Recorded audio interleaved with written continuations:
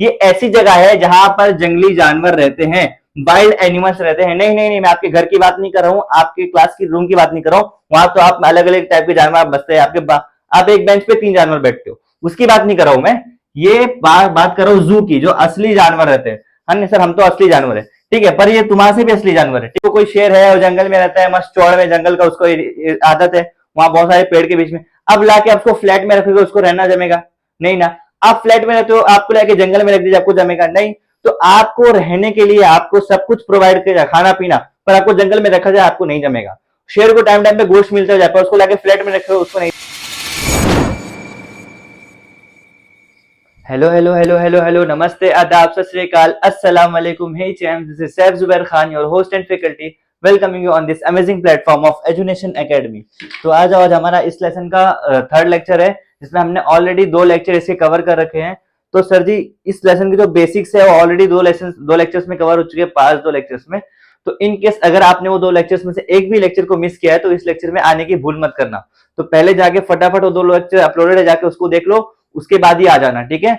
तो सर हमने बात की थी, धीरे धीरे हमने बात की है, तो जिसमें हमने लिविंग वर्ल्ड के बारे में देखा।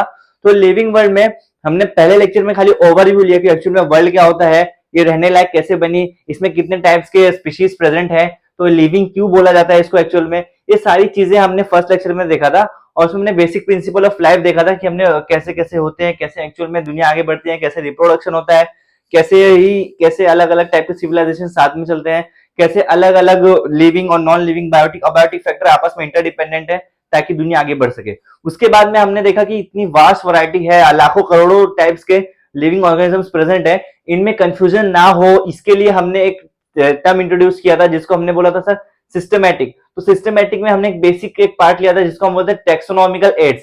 तो सर हमने टेक्सोनॉमिकल जो एड्स है, उसके हमने 2 एड्स लास्ट लेक्चर में कवर कर रखे, जो हमारा सेकंड लेक्चर था, उसमें हमने दो एड्स कवर कर रखे। That is first one is your herbarium and second one is your botanical garden. Sir हमने फर्स्ट जो हर्बेरियम था, हर्बेरियम में नाम में घुसे थे, हर्ब मतलब होता है ट्री के कोई भी पार्ट, एक ट्री का कोई भी पार्ट, उसको हम बोलते हैं हर्ब्स। तो हमने क्या कहते हैं, ट्री का कोई भी पार्ट रहेगा, उसको ड्राई करेंगे, उसको स्पेसिमेन को एक बुक में उसको रखेंगे, और उसके ऊपर एक राइट कॉर्नर में एक लेबल रहेगा, जिसके बारे में उसका इंफॉर्मेशन, उसका नाम, उसके फाउंडर का नाम, और उसके अलावा उसमें उसके साइंटिफिक नेम और कॉमन नेम सारे चीज उसमें इन्वॉल्व रहेंगे, ठीक है। उसके बाद हमने देखा था बोटेनिकल गार्डन। बोटेनिकल गार्डन क्या होता है सर, इसमें एक्चुअल में एक प्रॉपर जंगल टाइप माहौल बनाया जाता है, जिसमें अलग अलग जो स्पीशीज है प्लांट्स के, वो जो अलग अलग रीजन में ग्रो करते हैं, उनको सेम इन्वायरमेंट देके एक जगह पे ग्रो किया जाता है। किस लिए? फॉर एजुकेशनल पर्पस, फॉर पहला रीजन था एजुकेशनल पर्पस, और सेकंड रीजन था उसका biodiversity conversation conservation, sorry conservation मतलब बातचीत होता है, माय मिस्टेक, कंजर्वेशन। ये दोनों रीजंस की वजह से हमारा ये हर्बेरियम और बोटेनिकल गार्डन दोनों ही यूज में आया था। तो उसके बाद अब जो हमारे रिमेनिंग टेक्सोनॉमिकल एड्स है, उसकी तरफ आगे बढ़ते हैं। तो फटाफट कुर्सी की पेटी बांध लो, समय का मेहमान ज्यादा है, फटाफट शुरू करते हैं सर जी। तो आज का जो हमारा लेक्चर है, वो बेसिकली जो हमारे बचे हुए 3 टेक्सोनॉमिकल एड्स थे उसके ऊपर होगा। तो सर हमारा जो 2 टेक्सोनॉमिकल एड्स के बाद हमारा जो तीसरा टेक्सोनॉमिकल एड्स है, जिसका नाम है सर हमारा म्यूजियम। अब एक्चुअल में अपने दिमाग में ये रखना है पढ़ते हुए कि हमें क्या करना है, बेसिकली कंजर्वेशन करना है। कंजर्वेशन करना है किस चीज का, किस चीज का कंजर्वेशन करना है? बायोडाइवर्सिटी का, जिसमें अलग अलग प्लांट्स, एनिमल, सारी चीज आएंगी, और इसको कैसे हमको एक जगह से क्लासिफाई करना है, ये दिमाग में रखना है। तो जिसमें हमने सबसे पहला प्लांट्स के बारे में हर्बेरियम देखा था, उसके बाद लास्ट लेक्चर में हमने हर्बेरियम और बोटेनिकल गार्डन देखा था। अब धीरे धीरे कहानी आगे बढ़ेगी म्यूजियम्स की तरफ, जबकि तीसरा टेक्सोनॉमिकल एड है सर दैट इज म्यूजियम।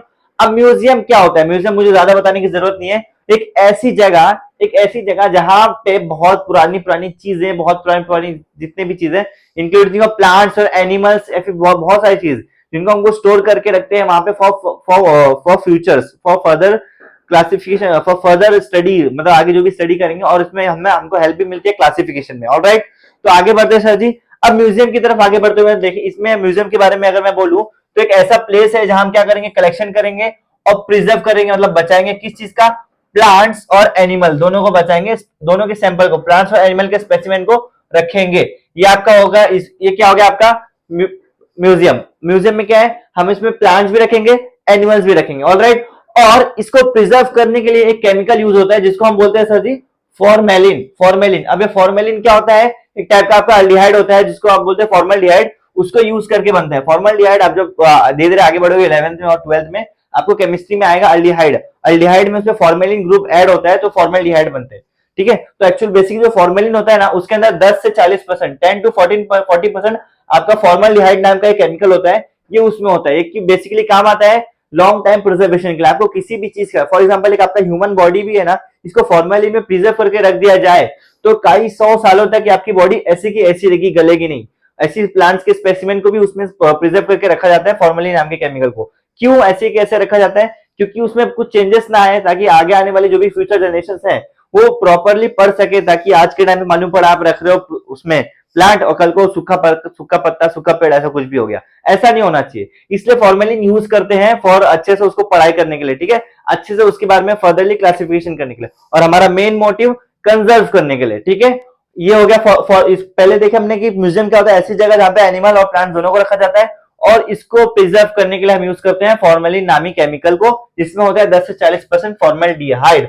और इसको जो है एक ट्रांसपेरेंट जार्स में रखा जाता है, मतलब ऐसा जार जिसके आसपास आजू बाजू मतलब आर पार दिखे, कांच का आर पार दिखे, और इसको लेबल किया जाता है।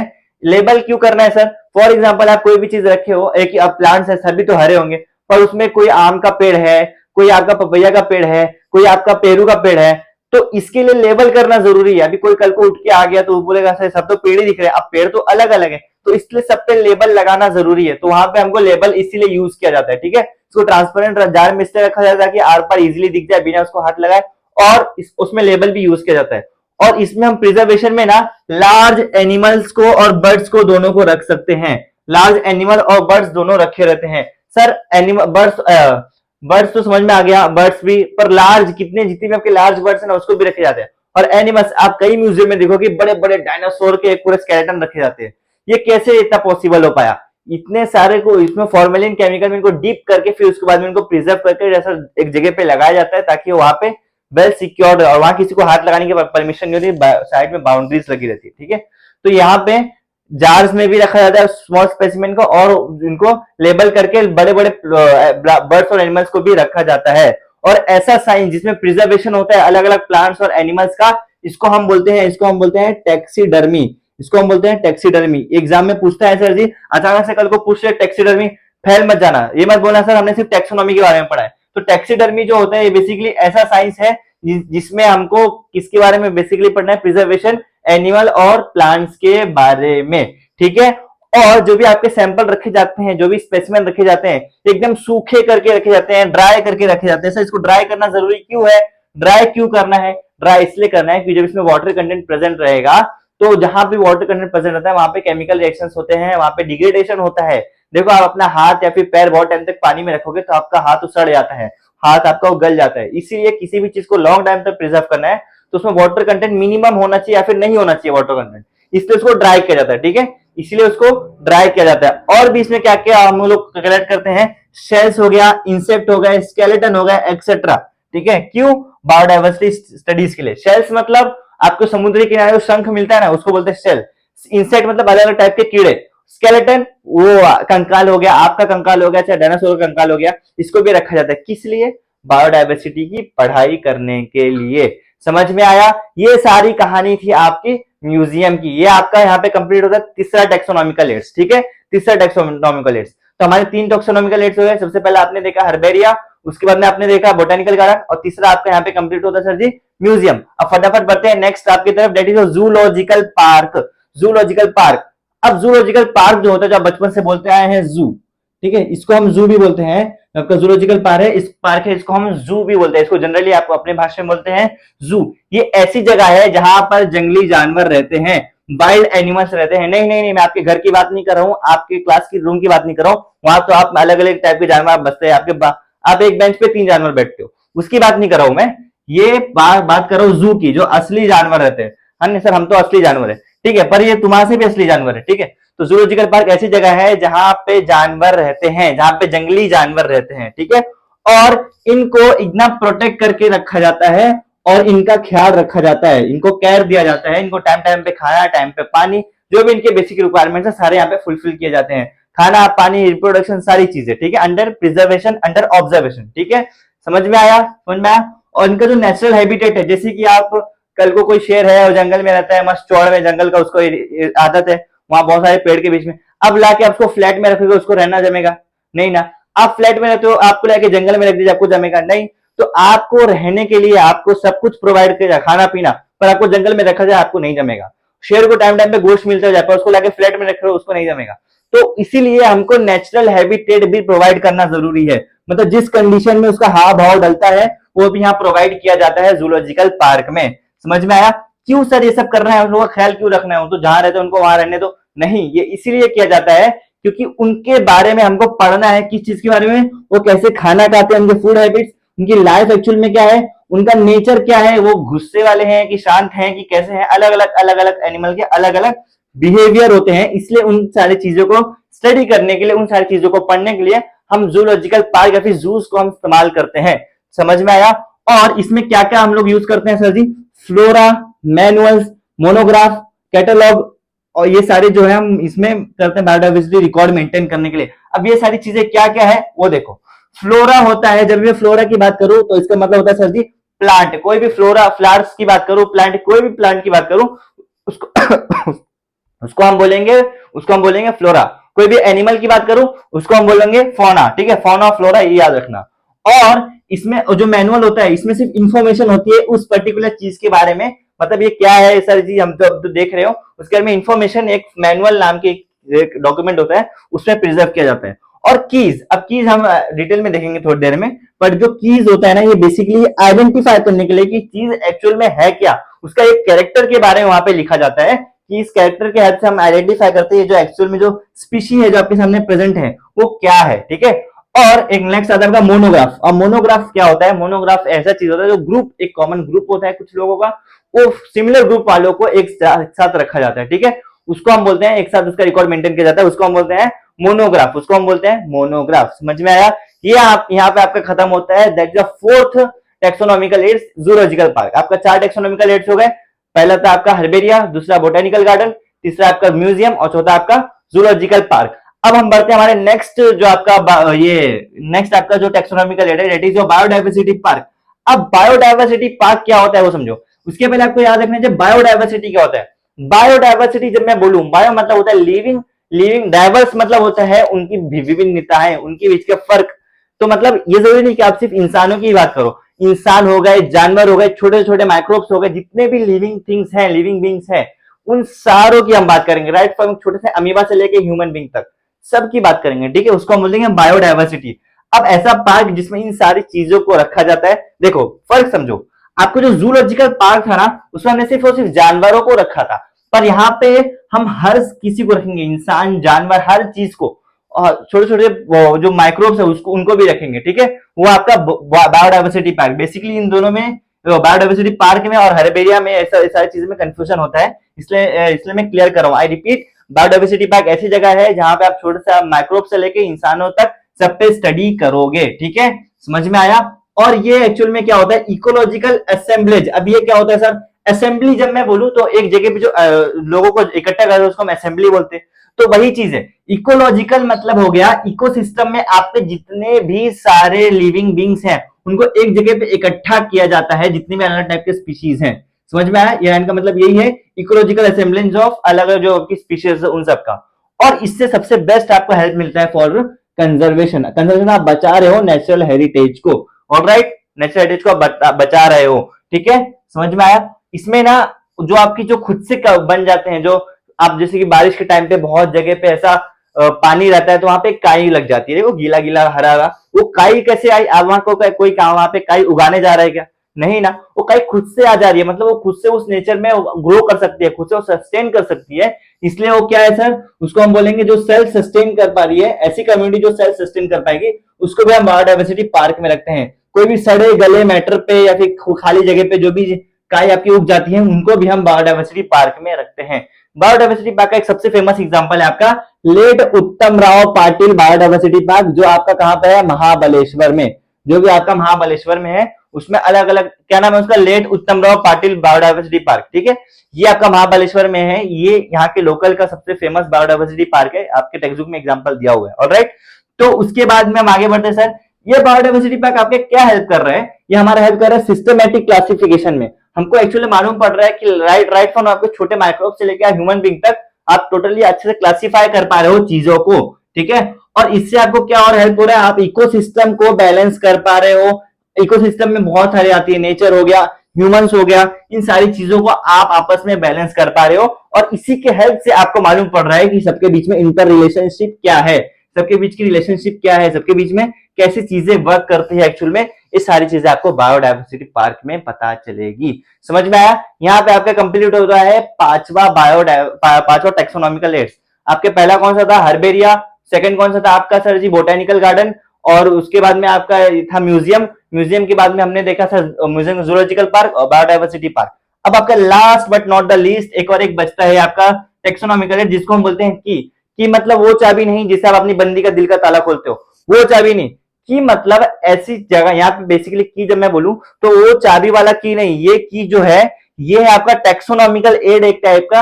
ये क्या काम आता है? कोई भी प्लांट और एनिमल का एक कैरेक्टर होता है, कोई भी एक कैरेक्टर या फिर उसके दो कॉन्ट्रास्टिंग कैरेक्टर, मतलब कोई भी उसके बारे में दो ऐसी चीज बताता है कि एक चीज होगी या तो नहीं होगी, ठीक है। ये चीज हाँ या तो ना उसके बारे में बताता है, इसको कॉन्ट्रास्टिंग कैरेक्टर यहाँ पे बेसिकली ये इसमें मेंशन रहता है। तो अगर वो चीज उसके क्राइटेरिया पे नहीं है तो वो रिजेक्ट भी कर दी जाती है, वो एक्सेप्ट होगी या तो रिजेक्ट होगी, एक्सेप्ट होगी वो तो रिजेक्ट होगी, ठीक है। और ये किसके लिए काम आता है? प्लांट्स और एनिमल के क्लासिफिकेशन के लिए। और इसमें चीजें या तो एक्सेप्ट होती है या तो रिजेक्ट होती है। क्यों? क्योंकि यहाँ पे कॉन्ट्रास्टिंग कैरेक्टर यूज होते हैं, ठीक है। अलग अलग कैरेक्टर, अपोजिट कैरेक्टर्स यहाँ पे यूज होते हैं। और जो स्टेटमेंट की में लिखा रहता है उसको हम बोलते हैं लीड, उसको हम बोलते हैं लीड। आपके पेंसिल की नोक वाला लीड, वैसे ही समझ लो, ठीक है। जो स्टेटमेंट आपके की में लिखे रहते हैं उनको हम बोलते हैं लीड। बस ये आपका था आपका छठा टेक्सोनॉमिकल एड। अब फटाफट रिवाइज कर लो आपके जो 6 टेक्सोनॉमिकल एड्स हुए। सबसे पहले आपने देखा हर्बेरिया।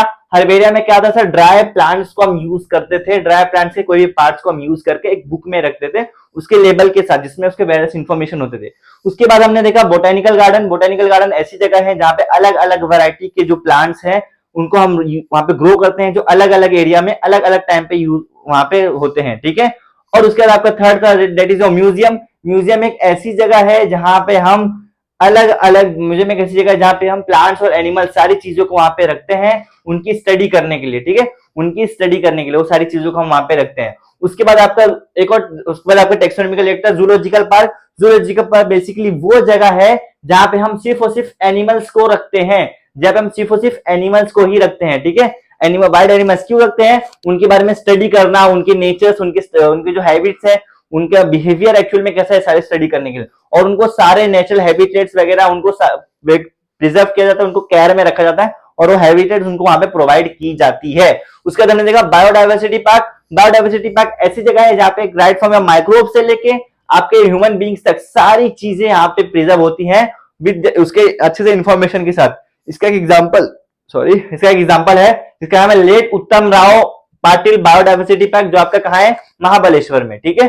और ये भी काम आता है सिस्टमेटिक क्लासिफिकेशन करने के लिए, और इसे हम बैलेंस रखते हैं इकोसिस्टम में। क्यों इकोसिस्टम में? इसलिए वहां पे हर छोटी से लेके बड़ी चीज तक सारी चीजें वहां पे सारी चीजों का ख्याल रखा जाता है। ऑलराइट, ये आपका था, ये आपका था बायोडायवर्सिटी पार्क। और बायोडायवर्सिटी पार्क के हेल्प से ही हम इंटर रिलेशनशिप पता कर सकते हैं हर लिविंग बीइंग के बीच में। ऑलराइट, अब आपका नेक्स्ट आता है दैट इज योर की। अब की एक्चुअल में एक बहुत ऐसा टर्म है, इसमें एक चीज रख दी जाती है कि हाँ ये चीज है, ये इसके कैरेक्टर के बारे में है। अगर ये कैरेक्टर इस पर्टिकुलर चीज में नहीं प्रेजेंट है या तो एक्सेप्ट होगा या तो रिजेक्ट होगा, ठीक है। तो की बेसिकली दो कॉन्ट्रास्टिंग कैरेक्टर्स के बीच में बात करता है, दो अपोजिट कैरेक्टर्स के बीच में बात करता है। दो कोई भी एक क्वालिटी रख दी जाती है एक चीज के बारे में, वो चीज वहां पे प्रेजेंट है, एक स्टेटमेंट रहता है, वो चीज अगर उसमें प्रेजेंट है तो वो चीज है, नहीं है अगर वो चीज इसमें नहीं प्रेजेंट तो वो चीज यहां से हट जाएगी, ऐसा, ठीक है। तो और जो स्टेटमेंट्स की में प्रेजेंट रहते हैं उसको हम बोलते हैं लीड। ऑलराइट, तो ये रहे आपके टेक्सोनॉमिकल एड्स जो भी थे आपके, इससे हमको हेल्प मिलता है क्लासिफिकेशन में। हमने सिर्फ क्लासिफिकेशन का बेस बनाया, अब एक्चुअल में सिस्टमैटिक जो क्लासिफिकेशन है आप इसके नेक्स्ट चैप्टर में पढ़ने वाले हो, ठीक है। तो इसी के साथ आपका ये जो चैप्टर है और ये लेक्चर दोनों यहाँ पे बस इसको यहाँ पे खत्म करते हैं। तो आज के लिए हम इतना रखेंगे, that's it for today. In case आपको कोई भी डाउट वगैरह है तो कमेंट सेक्शन आपके लिए ओपन है, और इन केस आपको कुछ भी एक पर्टिकुलर ग्राफ में, पर्टिकुलर पैराग्राफ में जो भी आपके नोट्स वगैरह कैसे बनाना है सर, कैसे करना है, उसमें कुछ डाउट है तो उसका फोटो क्लिक करके, ये मेरा हैंडल है, इंस्टा हैंडल, आप यहाँ पे मुझे मैसेज कर सकते हो, उसको फोटो भेज के मैं उसको डेफिनेटली क्लियर करूंगा। ऑलराइट, तो आज के लिए इतना रखेंगे, that's it for the today. Thank you for watching the lecture. This is official sign off from my faculty. Keep learning, keep growing. Thank you.